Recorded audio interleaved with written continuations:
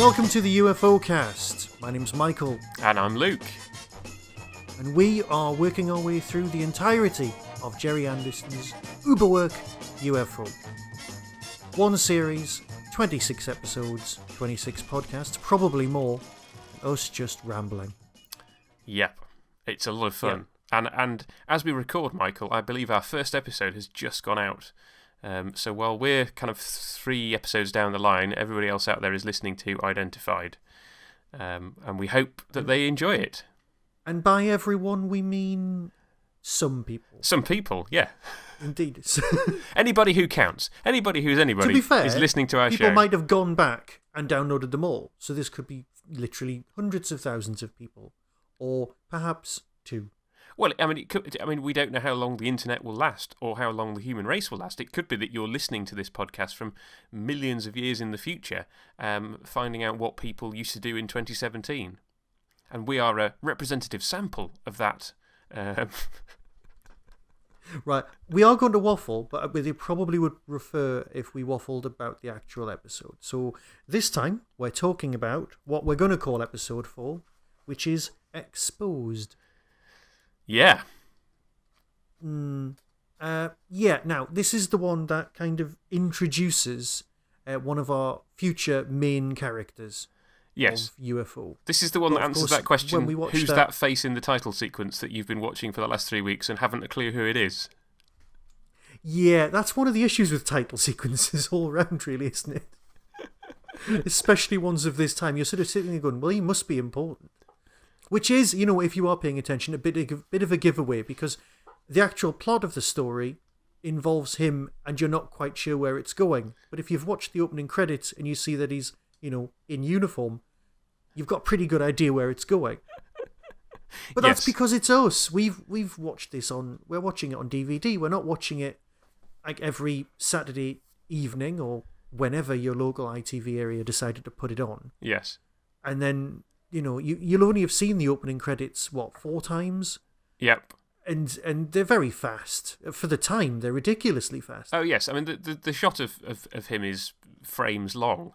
As I very well know, having edited a promo, which hopefully you'll all have seen, of me and Michael inserted into the UFO title sequence. And those clips are very short. They're probably 10 frames long. Which for the time was pretty impressive. Pretty crazy. I'm trying to recall what I thought when I first watched this on DVD, because I literally just bought the box set and started watching. And obviously there's a picture of him on the box set as you fold it out. I think there's a picture of him on one of the discs. But I do seem to remember kind of watching the title sequence for those first few episodes and going, who is that dude? Because he's not been in any episodes yet. And so when he did turn up, I think I probably was like, oh, right, okay, this is going to be the episode that introduces him into the show. Yeah. But it's still a good... I mean, I don't know about you, Michael, but it's a good ride from kind of when we first meet him to him joining SHADO at the end of the episode. I mean, if you're coming from an outside point of view, this is actually not a bad starting point. Because... when we haven't actually discussed the plot yet. I don't know whether we should just do a synopsis now and then talk about it, or actually talk about it as it evolves. What do you think? I think we've tended to go with the second of those options thus far, haven't we? Well, we just kind of throw ourselves into it. Yeah, fair enough. And given that our first episode has only just gone out, we won't have had any feedback, so we can't kind of take any audience suggestions of how we do this. I will leave it entirely up to you, Michael. Well, all right. Your basic plot, in a nutshell, is a guy is a test pilot and he's flying a plane, as test pilots so often do. And he happens to fly into the path of a SHADO event, i.e. there's a flying saucer heading towards Earth in a complete, break with tradition. He gets ordered to get out of there. He ignores his orders. He starts filming everything. It all goes horribly wrong. The plane ends up crashing, and he decides to investigate in a kind of Invaders X-Files-y kind of a way. And SHADO put up some things in his way, because basically SHADO are the men in black. Arguably, we'll get back to that one in a minute. And this guy is portrayed as a bit of a hero, but also a bit of a loose cannon. Yeah. And he decides to take matters into his own hands, do his own research, and there's a lot of research and paperwork involved in this. And some really nice business with some slide machines. But no, sorry, I am, as always, going off topic. The guy eventually finds out that Shadow is there, confronts them. There's a few twists along the way, which I'm sure we're about to cover. And that's basically it. And then they go, ta-da, do you want to join? They go, yes, I would like to join you, you weird governmental villains. Because I'm a test pilot. I think that's it. Have I missed anything out? No, I think that's generally the plot. But it's a good one. And as you say, it is a good introduction to the series for people who have not caught the first few episodes. I mean, as we've seen, as this was broadcast, and as far as I understand, this was intended to be episode 2, and it was, as far as we know, in a lot of regions, episode 2. So it does immediately kind of follow on from that. Okay, we've introduced the organisation from the inside, and now let's introduce the organisation from the outside as someone who suspects that UFOs are a thing. Because this is the thing, it's not his first UFO sighting, is it? He's had two prior as a test pilot, and so he's not going to let go of this. He's like a dog with a bone. He thinks there's some kind of conspiracy going on to cover it all up, and unlike in the real world, he's right. And it's interesting at the end how very quickly he's like, and I'm now going to join in on this conspiracy. Yes.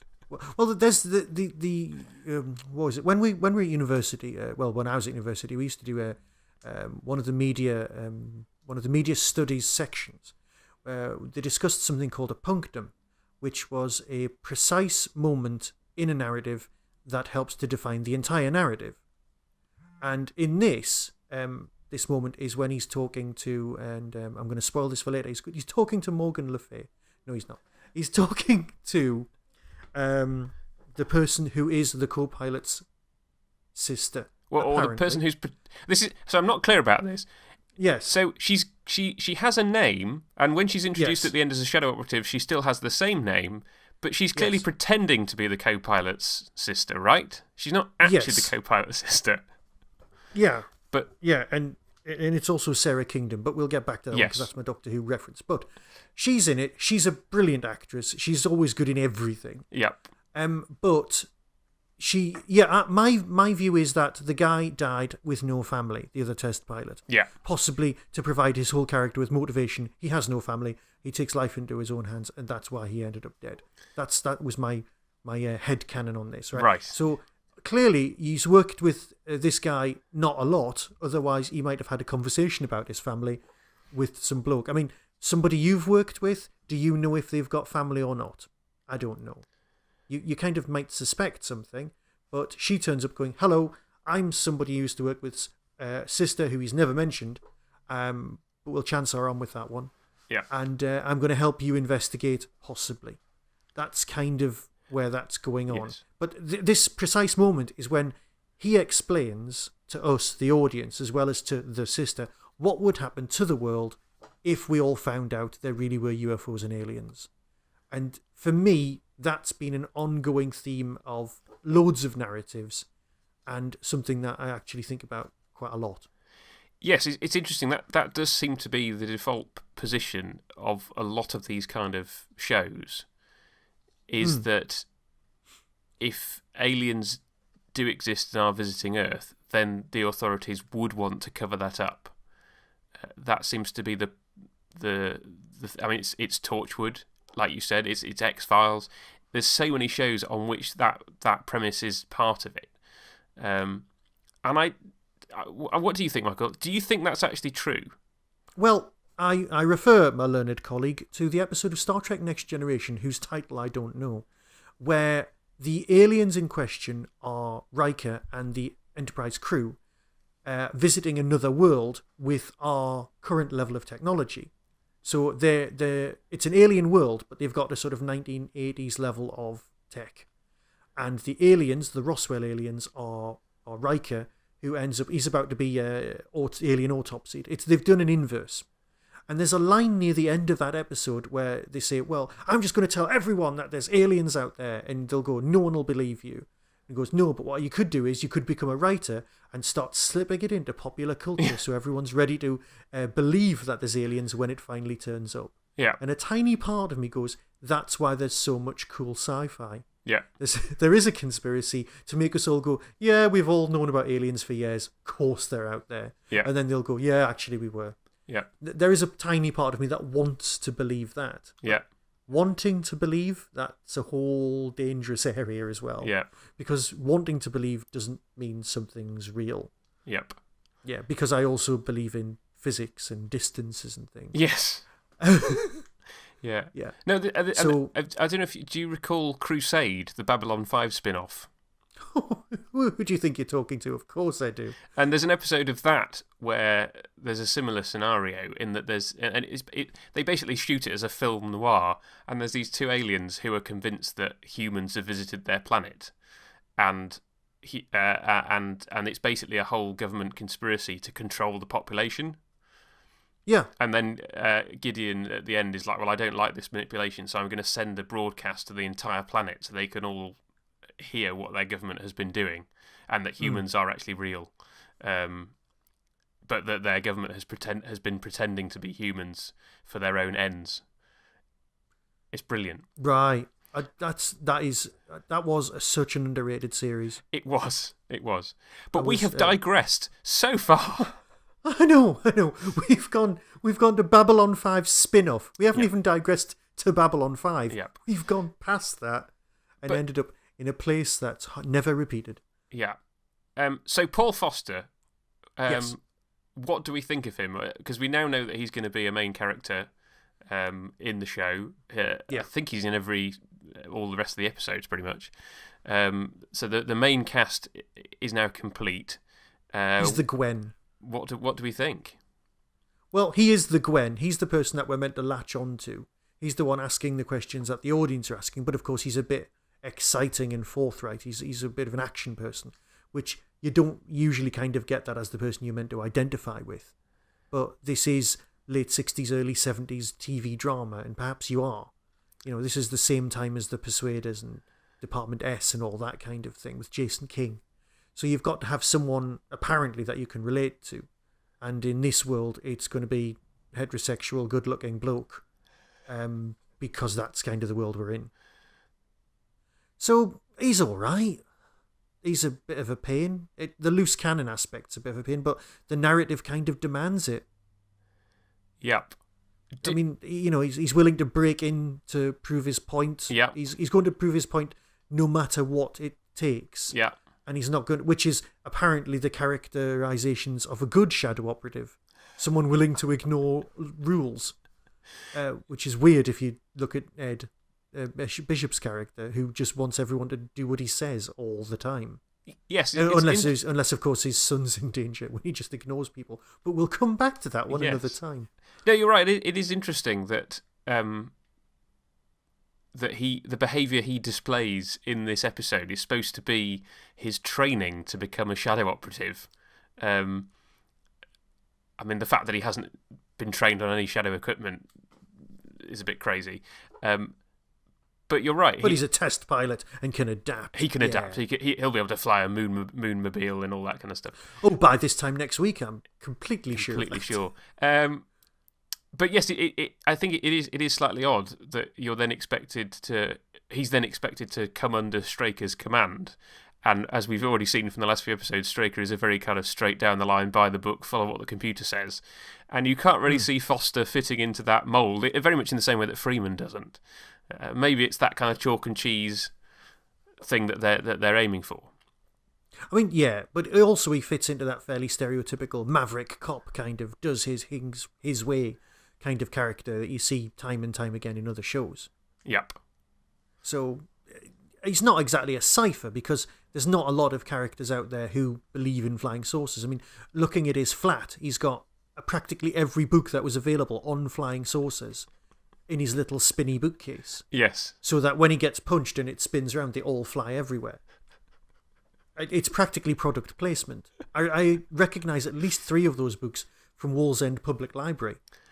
Oh, so they're actually genuine books and not mocked up for the purposes of the show. It's similar to that interview that they see at the beginning of one of the episodes, right? With that guy just talking to camera. He's a real person, and that's like real footage that they've just inserted. Wow. He was a genuine UFO expert, and he only died a few years ago. He was a UFO expert and Christian and American, and he used to tour around talking to lots of people. He's well worth Googling.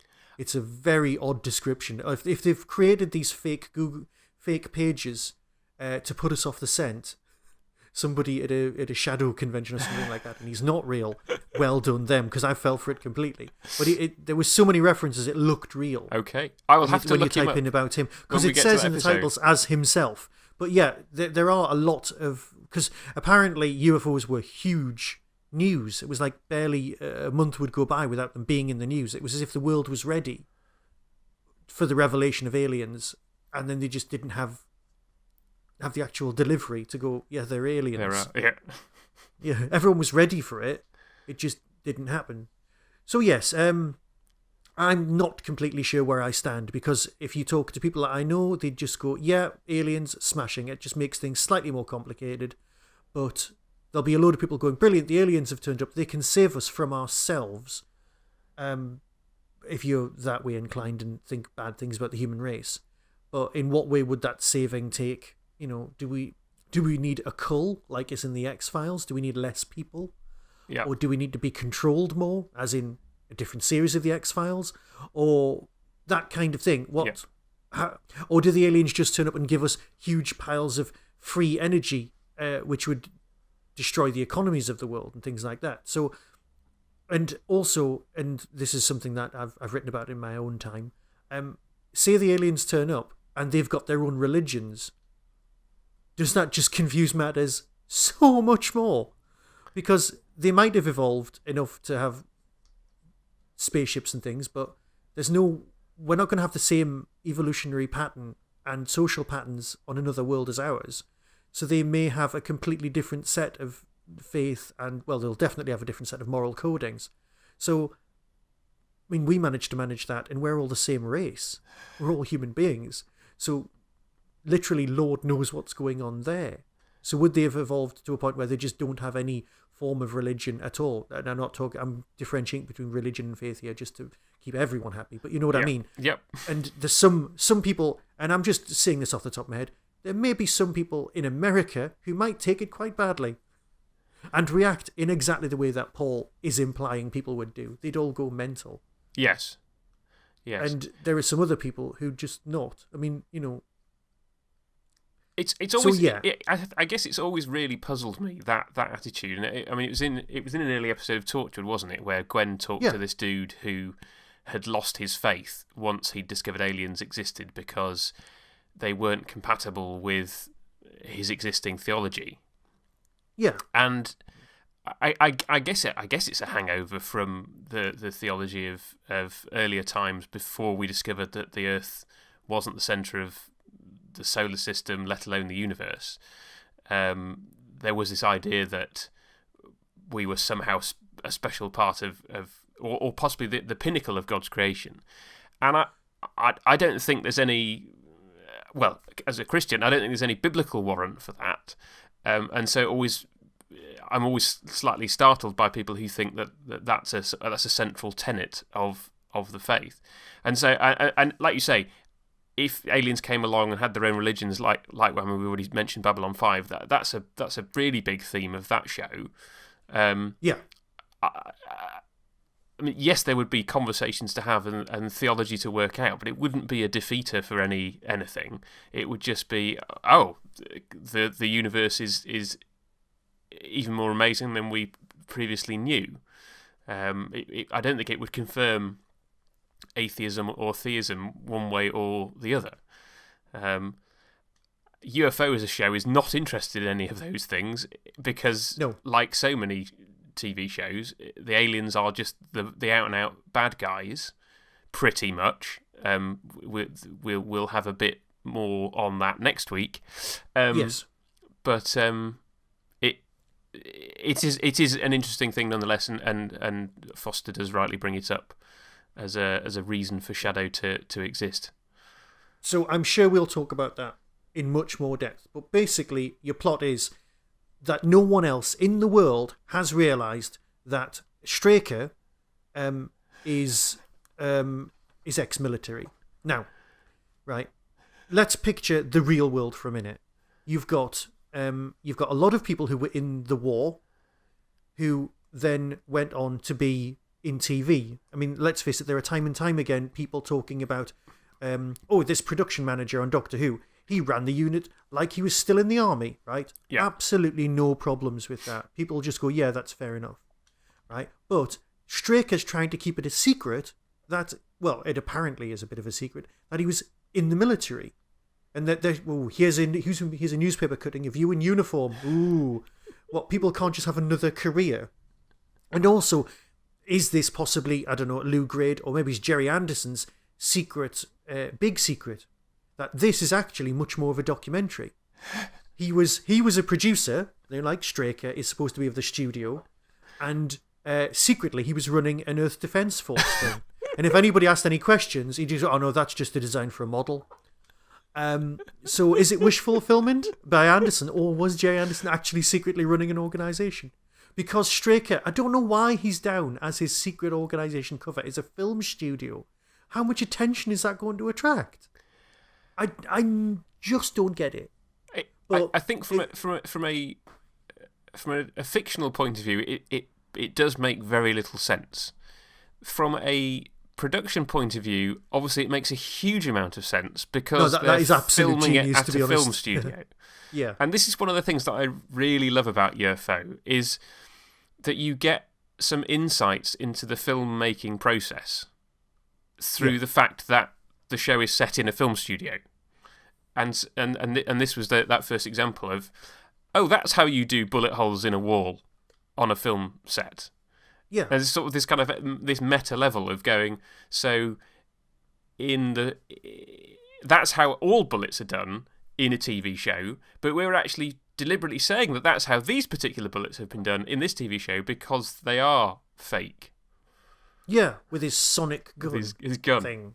Yeah, but it is interesting because he's like, I'm going to threaten you, but I'm not, and it's just very strange, because I've got no issue with somebody being ex-military and then working in a film studio. That's not a problem. But yeah. And apparently, and I don't know if this is one of those urban myths, that the TV studio where they shot and where Shadow was based is the same TV studio that eventually was pulled down and the EastEnders lot was built on top of.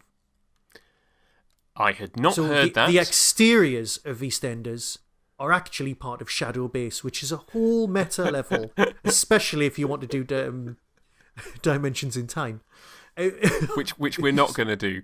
Which we're not touching, right? We are not touching that. But I heard that years ago, and it was one of those facts I squirreled away, and I don't know if it's a true fact or not. But if it is, that makes me either very happy that it's still going, but I don't even know if the EastEnders lot is still where it originally was. EastEnders fans, please write into the show, UFOcast@yahoo.com, and let us know whether any of this is true. Yeah, because otherwise I'm filling up a huge section of this show with nonsense. Really? Which is going to be like that, like no we're not change. normally doing that. Yeah, that's a good point. Can we talk about Dr. Jackson for a minute? Please. He plays a reasonably small role in this episode, but he crops up again, and I think he's possibly, well, he's certainly one of my favourite characters in the entire show because he's so slippery and slimy, and yes, he works for Shadow, but he's not the nicest of people. He seems rather amoral, I think. And yes, that's a good way of putting it. Yeah. So when I first watched UFO, and I've not had this confirmed anywhere else, but I'm pretty certain it's true. I watched it and I was like, he looks familiar. Where have I seen him before? Yeah. And it dawned on me that he looks like a puppet from Captain Scarlet. Which is fair enough, because the sculptors did base their puppets on other people. So bear with me on this one. So the Lunaville 7 episode where Captain Scarlet and Captain Blue and Lieutenant Green go up to the moon to find out what the Mystrons are doing on the moon has a Mystron agent in it called Orson. Or no, maybe it's the sequel. Anyway, one of the episodes of Captain Scarlet on the moon has a Mystron agent called Orson. Yes. And he looks very much like Vladek Sheybal, the actor who plays Dr. Jackson in UFO. Yes. And I seem to recall reading that he was a personal friend of the Andersons. So although Captain Scarlet comes prior to UFO, it's possible that they knew him and knew what he looked like. And indeed, somebody in the model department modelled the puppet on him. I don't know whether that's true. Again, if anybody knows if that's true, I'd love to have that confirmed. It's exceptionally likely. Knowing how that sort of thing works in general, you do get, from a sculpting point of view, you do get somebody's face in mind. You meet people and you go, you've got a great face, and you just want to reproduce it, especially if they're getting someone in to do the voice and things like that. Yeah. So I have heard repeatedly that the Anderson companies used to do that sort of thing. So I wouldn't be surprised even the slightest. But if you Google him and do him an IMDb, he just turns up everywhere. Yeah. It's like, how can you not have... This guy was definitely a jobbing actor. He was like the Bert Kwok of Polish people, of Eastern Europeans. Yeah, of Polish people. Generic Eastern European people available. He was Ed Bishop called himself Rent-A-Yank, so I suppose he'd be Rent-A-Pool then, or something like that. But yeah, he was. Isn't there Bond connections as well? He was in From Russia with Love, apparently. Yeah. I mean, I know he turns up at the end all beamy and smiley. Yeah. It's like, hey, I'm fine. I wasn't evil at all. And you're going, well, you are a bit. Yep. But I'm wearing a polo neck jumper and waving and smiling. I must be lovely. And you're going, not really. You're still a bit questionable. Yep. And... just to fill you in, he's in 10 episodes of UFO. This is the first of those. So he's quite a sizable role in future episodes, and he's the character that you love to hate, I think. Yes, and I'm at really least looking one forward of those to seeing episodes. more of He him. appears to be working for a different company, though. Yes, which I'm sure we'll cover when we reach that point. Yeah, but yeah. Anyway, so he is a Bond villain. He's in everything. He genuinely is, and that's great. And the character, he always gives 100% in a performance. He's so cool. Yeah, you are so right. So, do we want to discuss the very end with the reveal, the weird reveal? What where I'm going to put a red light and a fan on you? Yeah.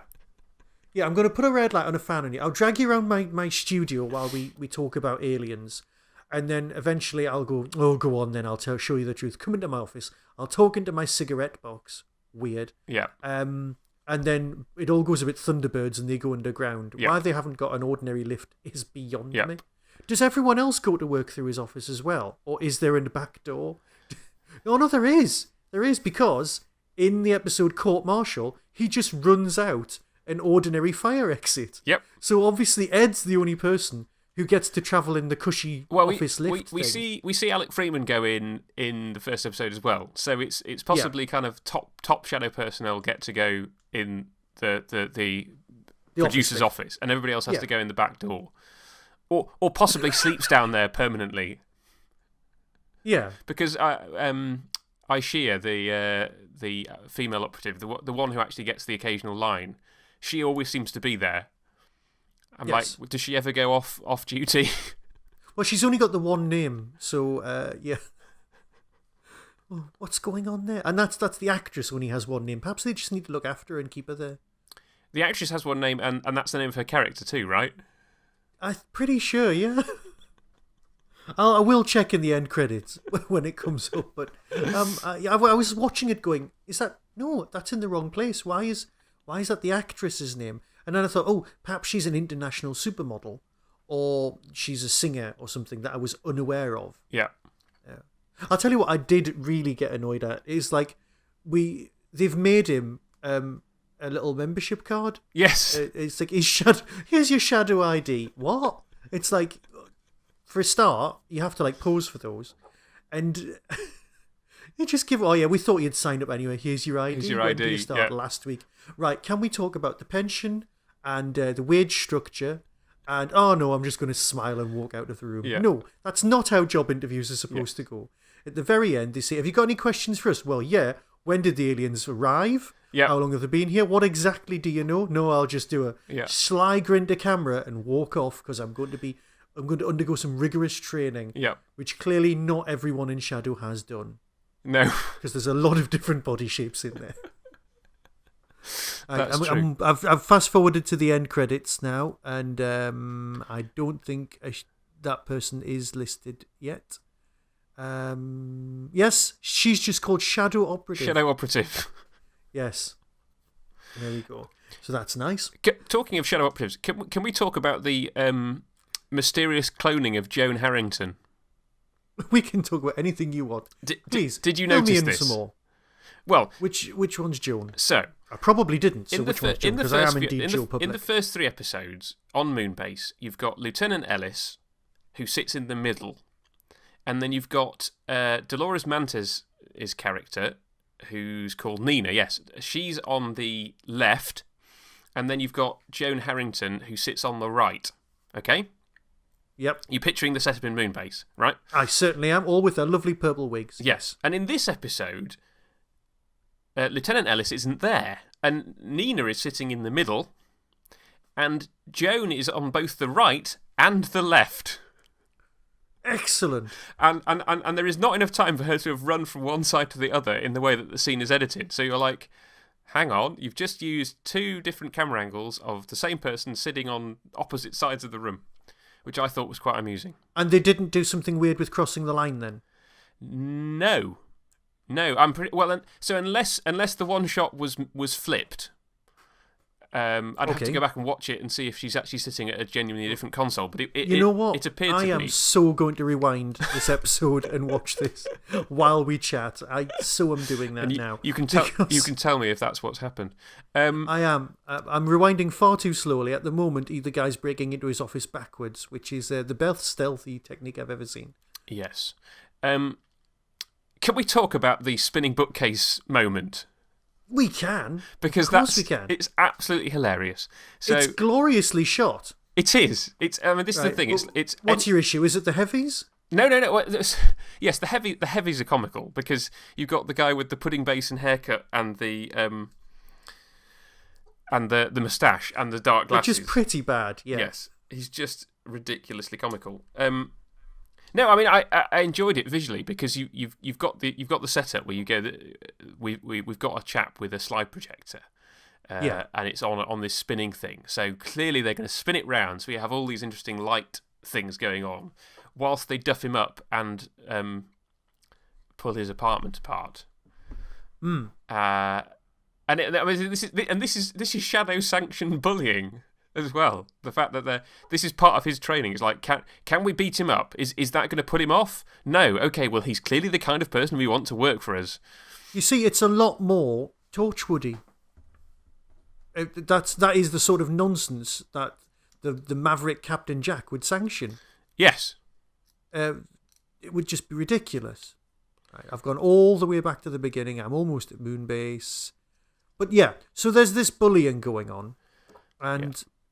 But I guess it fits in with what we know from Straker already. We've seen previously that he's prepared to inject an alien with a truth drug to try and get the truth. He's quite ruthless, actually, in his pursuit of his goals, which seem to be protect Earth from UFO attacks. And when we do get hold of aliens, try and find out as much as we can about them so we can use it against them in future. Yeah. And so he's not beyond using questionable methods to achieve his ends. That is a very polite way of putting it. Absolutely right, yeah. But his questionable methods have no complete uniformity. Okay, I'm now watching blonde woman, back to the centre. Clearly the boss is in the loo or she's on a lunch break. So we've got the second in command. Right, they're taking off. Okay, there's a large amount of model shots. Nobody on board the little spaceships is moving because they're all models. She has moved to the other side of the room. It's not a reverse shot. It's a completely separate thing. Hurrah! Yep. I'm correct. Right. So perhaps there is some sort of cloning. I think it's because they were expecting everyone still to have a tiny black and white TV, and they just got to go, it's some skinny woman in a silver suit with a purple wig. Check. Yep. That's all they were expecting Joe Public to do. Yes. But you know what? We're not Joe Public anymore. Whereas we're like, actually, we care about the fact that these three women are individual characters. Yeah. Who all get to speak. That's the thing I like about it, is that there's no superfluous female characters in Moonbase. They all... Yeah. I mean, there are only the three of them, but they all get to talk. There's no extras, unlike on... You definitely get the feeling that the lady, whoever sits in the middle, in the command chair, let's call it that, is in charge. Yeah.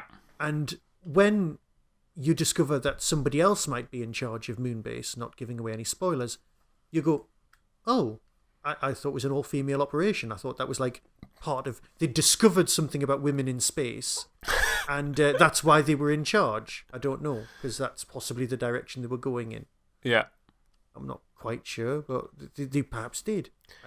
I think we're perhaps reading too much into some of these production decisions. And that is how we hang. That's how we roll. It certainly is. We definitely do read far... I'm willing to read far too much into absolutely anything. Yeah. Yeah. I mean, otherwise we wouldn't have a podcast which goes on for 45 minutes to an hour each time. It goes on longer than the episode quite often, the yes. episode that we're talking about. So, yes, we didn't mention the bit on board the plane where the psychiatrist, the really cool multi-actor bloke, is trying to convince Forrester that he's just wrong because absolutely everything in the whole universe is moving relative to where you are, which I'm not quite sure what his argument is. Yes, we're all moving, but I still see a flying saucer. Yes, I think he's just and trying then he's to be a wrestled bit... to the ground while on a plane by the stewardess. Yes. It's like... Which is not the sort of service you want from Qantas at all. No. Or sorry, Shad Air. SHADO. Why is Shad Air not like... Sorry, is it a real company that just happens to have a name a bit like SHADO? Because if you were at the airport and you saw a company called Shad Air, you'd go, who's that? You'd try and find out, and you'd go, oh no, they're a secret government organisation. Why do they have like a name? Sorry. Well, it's also the fact that like the SHADO mobiles have writing on the outside. Skydiver has writing on the outside. Yes. There are SHADO uniforms that people wear outside of the base.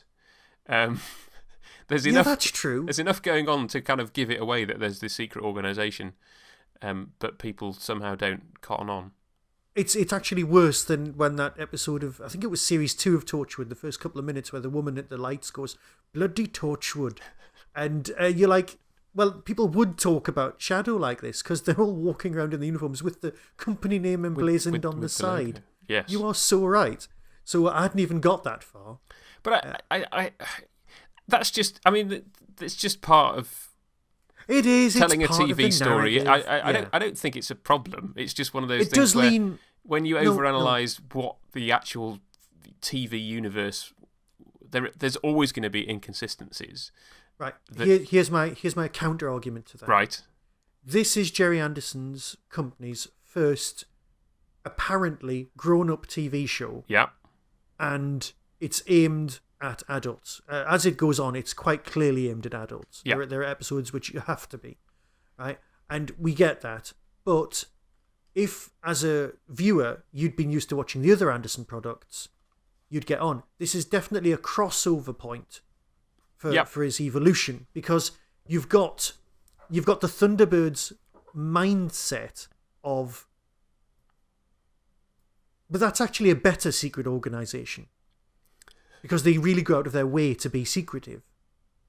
Here, they just give people, retcon, let's call it that. Yep. And then they go away, and that's fine. But they've got more kit, and they're everywhere. I don't know, because you've got the kit levels of Thunderbirds, but you've got the secrecy that would come later, or perhaps earlier with Joe 90, I don't know. But you are right. They're all... The mindset is definitely, it's a military... Well, it's run on military lines, as we discover later on. Yeah.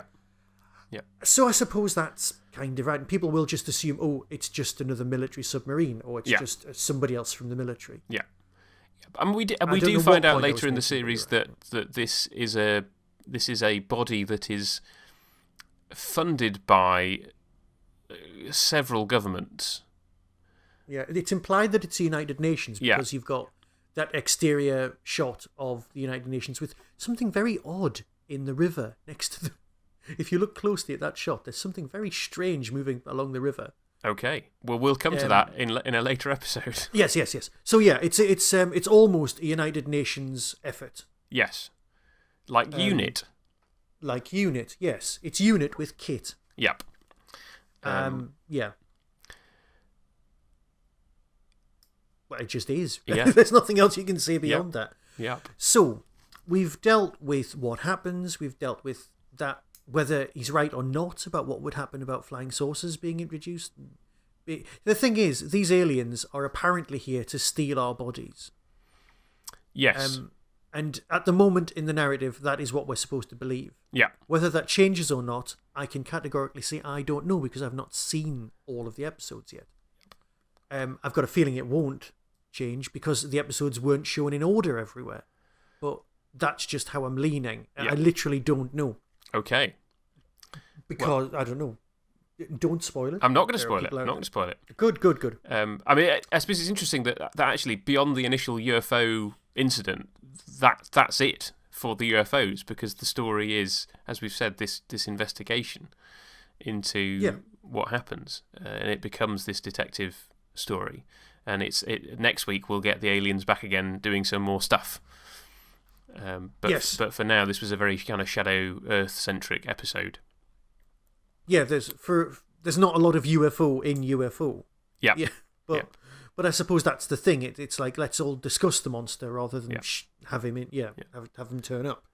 What I like about this episode is it starts to demonstrate the versatility of the format, because we had quite similar beginnings to the first couple of episodes. We had the whole kind of the UFO comes to Earth, they fail to hit it, etc. And then we had a slightly different episode last time with Flight Path, and then again we have actually here's a kind of human-based story that we can do with the format of the show, which leads you to kind of think, oh, actually, there is a variety of stories that we can tell with this format. I'm intrigued as to what we're going to have next week. I'm intrigued as to how Paul Foster's character develops. We've started to get to know Ed Straker. We've got to know Freeman a little bit less. You get the sense that this is bringing on a new leading man. How is it going to develop? How are the relationships going to develop? We've already talked about the fact that they're two very different characters, and that's setting up quite a nice scenario for the rest of the show. It feels like UFO has now established itself after a few episodes, and we're now into kind of the meat of the series. Not in the sense of any modern story arc kind of way, because that isn't how TV was made back then. And as we've said, the episodes were shown in many different orders. But I think there is a kind of progression in the building of this world that we're kind of coming into this week. No, that makes absolute sense. There is definitely more to this show than just saying it's a puppet show, but they've replaced the puppets with people. That's too simplistic, and it's wrong, and it's not giving the program enough credit at all. Yeah. But I think that's also not giving the puppets enough credit either. You know what? You're completely right. I mean, I was used watching to do an my episode fair share of puppeteering, so I completely understand that. Yeah, I was watching an episode of Thunderbirds this morning, Ricochet, and was surprised, because I haven't watched Thunderbirds for a while. Was surprised at the level of characterization between the two guys who need rescuing. They've played this kind of the fact that they hate each other and they're locked in a tin can flying around in space. There's actually quite a lot of that developed in the episode. There is a kind of sophistication to the characterization, and that comes through into UFO. It's just we get the as you say, the human performances rather than the puppet ones. True. Have you been watching the new Thunderbirds? Thunderbirds Are Go. So I saw the first half of the first season back when it was on ITV, and I haven't kept up with it since. They're in series 2 now, and I've banked a few episodes in order to watch them with my daughter. Right. Where I think I've seen every single episode apart from these ones that the last 3. Yeah. I think we're halfway through season 2 now. and series 2, and it's glorious. But I think one of the nicest things was because Parker's Parker, Yep. and the rest of the characters are fine. They've gone for an ethnicity on Brains, which I'm kind of completely fine with, because it's almost a reboot. Yeah. And the ships look wonderful. Thunderbird 2 is impossible to film, even if you redesign it slightly from a different angle badly. It's just so nice. And you've got your new Shadow S and things like that. But one of the interesting things is it's quite clearly a new Lady Penelope, and Fab 1 has definitely had an upgrade. But there's an episode with Sylvia Anderson turning up as the old Lady Crichton. Right. And she used to know Jeff. And it's implied that the new Lady Penelope is a new Lady Penelope. I didn't. I have not watched that far into it. And it's if you want to talk about meta levels, watch it. They made it before she sadly passed, and they've got the original Sylvia Anderson doing the voice. And I was sat there just wetting myself laughing, and my daughter's going, "What's going on?" And I'm going, "This is just brilliant." And that was the point where I realised that the same level of love and just respect for the original series is through the new one, and you don't always get that, but by any stretch of the imagination. But it's well worth throwing yourself into. It really is. So I am very fond of the new Thunderbirds, and I know they're not puppets, but you know what? Things have moved on. Yeah, and it's fine, because the new Captain Scarlet was fantastically well written, terribly served by ITV. Yeah, it was fantastically well written as a series. Well, it was written by Phil Ford. Well, yeah, exactly. And I'm not going to rain any aspiration. I'm not going to say anything bad about that, because it just was great. Yeah, it was. I used to tape the entirety of the Saturday morning TV program on a video, and then just fast forward just so I could get the bits, because they chopped the episode up into so many sections in order to watch it without wanting to kill someone. You had to sort of have it taped and then go for it yourself, because it was so badly served, and it was the only reason to watch Saturday morning TV at that point. Do you remember when they broadcast Thunderbirds in French? I absolutely do not remember that. We're going off on a complete tangent now, but we're so into far through the looking glass. So a few years after Thunderbirds, I think it was a few years after Thunderbirds was broadcast when I was a kid, they broadcast Thunderbirds at a rate of 5 minutes a day in French. No. Yes. Sorry, why? Was it to help you learn French?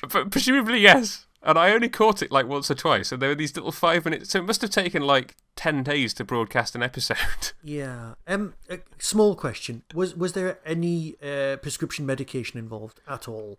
Were you well? Because I cannot remember any of this. It's glorious if it's true, and I'm hoping it is. For everyone involved's sake, I'm hoping it is. Well, okay, so I have been known to invent entire TV shows, because there's a TV show that I remember from my childhood and none of my family remember it, and they're convinced I made it up. There's a word for that. It's called being a producer. In fact, I'm gonna throw it out here just in case anybody can kind of confirm it, because I've never really met anybody who remembers it. So it was about the people of Poptown.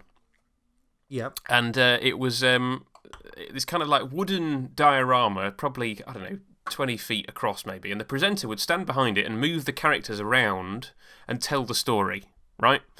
And my recollection is that this was presented by Rolf Harris, and that's it.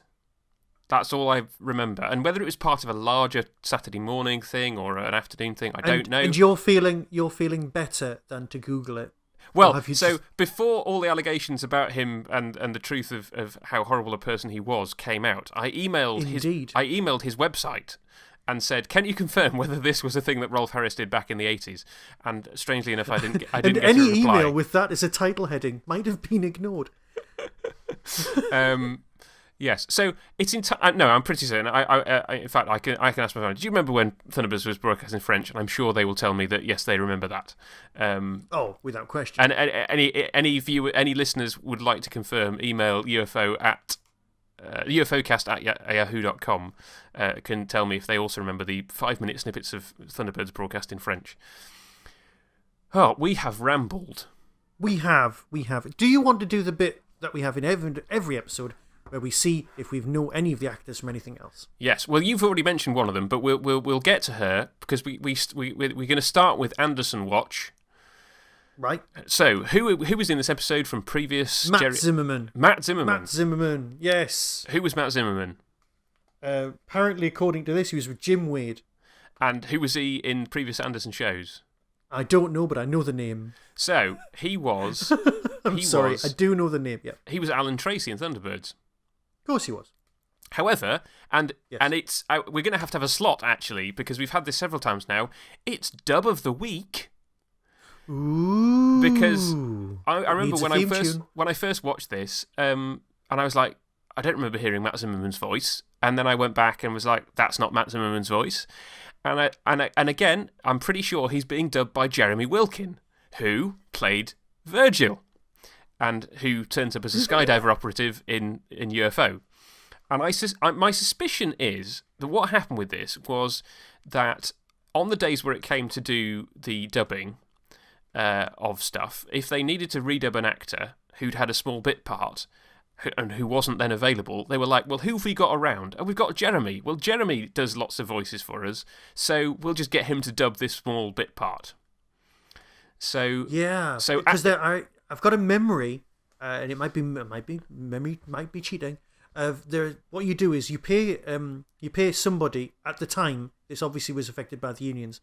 You pay someone a small fee for a non-speaking part, and then you pay somebody else to the going rate for dubbing. Yeah, and you end up with a speaking part on the camera. So there we go. But so you've got big. These are reasonably big names. They're not just walk-on parts. That's what confuses me. Yeah. You do that with someone who can't act. Yeah, but we know that Matt Zimmerman could. So. Well, yeah. That's what's thrown me. One other sci-fi thing to highlight for him, though, and I hadn't realised it till I looked him up, is he plays Shooty in the TV version of Hitchhiker's Guide. Oh, Shooty and Bang Bang. Shooty and Bang Bang, yeah, and he plays... It isn't easy being a cop. Yeah. Yeah, sorry. Get me drunk enough and I can do the entire first 3 hours doing all the voices. So, no one gets me drunk anymore. Okay, let's go off on a brief aside. Obviously, this will not be news by the time this episode goes out, but yesterday they announced that there will be a hexagonal phase of the Hitchhiker's Guide to the Galaxy coming to radio. Yeah. Which is based on the Owen Colfer book. Yeah, that's been whispered about for a while. Yes, and it's been confirmed. And I tweeted yesterday that I'm torn because I love the cast, but I hated the book. Yes. So... The thing is, and I've got absolutely nothing, no offence to that man, but as he says in the introduction, you start trying to write like Douglas Adams, and then your ears start to bleed after 20 minutes. That's true of him, but if you read any of James Goss's work, you can write like Douglas Adams. Yes, well, I have City of Death. Yes. But I haven't read much of it yet, so... The Pirate Planet's spot on. Okay, well, I'll have to get that as well. It's tremendously good, yeah. And the Cricket Men's coming out later as well. Is it? Oh, interesting. Yes, he's doing that. Brilliant. And I think that's the end of Douglas Adams's pencil case. After that, they've ran out of all of the stuff that was written on the back of an envelope. I have to say that Terry Pratchett, Please Steamroller My Hard Drive, is a much better way to go because you can't then have all these little bits of things that you wrote but didn't finish dredged up over the years. Although there is stuff from the apparent sequel of Good Omens appearing in the new Good Omens. Right. But then again, that's Gaiman, so we can let that off because he's still with us. Okay. Yeah. And I also heard that Neil Gaiman once wrote Good Omens, sent Pratchett the thing and sent him the first half and went, "What do you think?" And Terry Pratchett sent him back the entire finished book. Right, that's how that worked. So that's not really a cooperation. That's just some bloke going, "Can I finish this? I've got 5 minutes." So, it's brilliant. That might be a myth. Yes. Well, it's a good one if it is. Can we talk about Doctor Who Watch?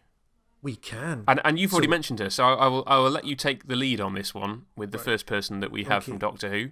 Here is the majority of my notebook, the second page where I've got all the stuff about Exposed. At the very bottom, there's a box, and it just says, Jean Marsh. It's Morgan Le Fay. No, it's Sarah Kingdom. No, it's Richard the Lionheart's sister. No, it's the ex-Mrs. Pertwee. No, it's the woman who created Upstairs Downstairs. Oh, it's Thingy. Right, that's what I've got written down. That's basically Jean Marsh. Jean Marsh, the wonderful Jean Marsh. Yes. Sadly, slightly underused in this episode. Without question. But she's great. And she has 3 stonking Doctor Who roles, 2 of which responsible for... No, Douglas Campfield, the director, was responsible for back in the 60s. Yes. And she... Well, depending on your opinion, she is either a Doctor Who companion or she's not. But she gets to run around with the First Doctor for the better part of 12 episodes before dying horribly. Yes. Having earlier in the previous season played, as you said, Richard I's sister. And she's brilliant in that. Yes. I watched that recently. And then she gets to come back against Sylvester McCoy as Morgaine in Doctor Who does Arthurian legend. So now, I know this isn't a popular opinion, especially amongst podcasters, but I just adore that story, right? Even the writer of the story doesn't like it, right? But I absolutely love that. Oh, give me Battlefield over Ghostlight any day. If Big Finish could produce a series of... Merlin Unbound, where you've got a different actor playing different incarnations of Merlin as the Doctor against Morgan Le Fay, I'd buy that in a heartbeat. It would just be wonderful. I could so do that. Yeah. It would make me so happy. I absolutely adore that story. It was one of those ones, like when I was a kid and it was the 80s and they showed it, and there was the Dalek. It was, the white Daleks turned up, and you were like, "Yay, Doctor Who's back!" And then the next week, it was the Candyman, and Doctor Who was not back. But Battlefield for me made me go, "Yes, get in. This is the program I loved. It's fine." Yep. So I will always have a soft spot for that particular story. I think it's got some brilliant McCoy performances in it. Very happy with it, and she's great. So and. Was she the first Mrs. Pertwee or the second one? I think she was the first Mrs. Pertwee. Yes. Yeah. But she's not Sean's mum. No, I think that's Ingeborg. Yes. Yes, a woman so clever, she didn't speak English, and within a year, she'd written a novel after moving here. Blimey. Yeah. She's got pretty impressive intellect. Yeah. Cool. So that's Jean Marsh. Yes. And the second person in this week's Doctor Who Watch is, of course, Arthur Cox. Arthur Cox, who plays the construction manager / shadow agent Louis, who is running around building sets for... Yeah, your normal staff in Shadow have got jobs in the TV studio upstairs as well. That's not good. Well, he has. I'm not sure about anybody else. Fair enough. And he is one of those people who has 2 Doctor Who performances that are separated by quite a number of years, because he was in 1968's The Dominators as Cully, playing a 2-hearted character before we knew that the Doctor had 2 hearts. Ooh. And then he was in Matt Smith's debut as Mr. Henderson, the guy whose car Amy traps the Doctor's tie in. You know what? I saw that written down, but I couldn't place him at all. But yes, got it now. So yes, and then of course we have to do Prisoner Watch for this week. Yes. Now, I've not been rewatching Prisoner lately, but is the man who runs the aeroplane company, the one where the test pilot plane comes from, is he from The Prisoner? No, because he looked very... I was thinking he was actually somebody from the War Games as well, so I've lost it. Because he looked so familiar. Because I looked him up and went, okay, he seems to be one of these actors who's been in a lot of stuff, but the answer is no. And I looked at his credits and couldn't really see anything else that I'd seen him in. Then hit me with Prisoner Watch. Yes. So Prisoner Watch, Michael Billington, Paul Foster himself, is credited on A Change of Mind as Second Woodland Man, which basically means he was one of the people that beat Patrick McGowan up that week. And I think he has a line, but it's a very small role for him. And he's one. I think he gets to wear one of those orange and white stripy jumpers that people in the village wear. Ah, right. I should keep an eye out. So not a particular starring role, but he did appear in The Prisoner. But yes, that's it for actors this week. Well, you know what? That was quite good. Like I said, it's definitely one to watch as an introduction. If you just want to show someone what it's like. And you know what? I know they're the unsung heroes of the story, but the model shots in this are so good that you don't mention them. Yeah. And that is, at its core, what visual effects or special effects, whichever you want to call them, are for. Yeah. If you just go, yeah, that's the aeroplane they're flying in, and only afterwards you go, actually, that wasn't the aeroplane they were flying in at all. That was just a model. It was a model of the aeroplane they're flying in, yeah. But you just accepted it because you know the spaceships aren't real, but the Earth-based stuff, every so often you go, oh yeah, that's not real. And when you have to remind yourself, that's pretty impressive. Yeah. So I know we've rambled, we've gone off topic, but you know what? I think you'll forgive us. And we will see you next time with the episode Survival. You have been listening to the UFOcast with me, Luke, from Tmudwup. And me, Michael, from the Tin Dog Podcast. Please get in touch with the show, let us know what you think and any feedback you might have at ufocast@yahoo.com. Or on Twitter at UFO_cast, available on Stitcher and iTunes.